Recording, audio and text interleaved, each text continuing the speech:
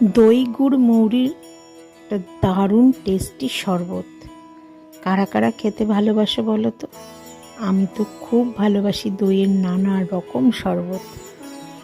বেশ variety smoothie শরবত খেতে কার না ভালো লাগে, তাই না?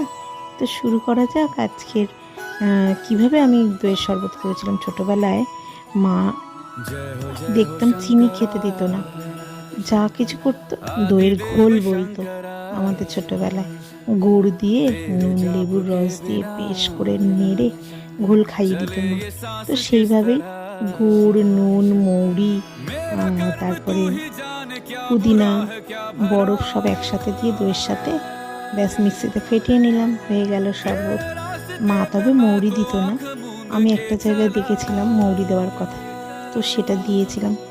সত্যি বলতে কি খুব সুন্দর খেতে লাগে, একবার বানিয়ে খেয়ে দেখো, খুব ভালো লাগবে। তো সকালের শুভেচ্ছা জানাই সবাইকে, টাটা, ভালো থেকো। আর শরবতটা বানিয়ে খেয়ে দেখো, ভালো লাগলে লাইক শেয়ার অবশ্যই।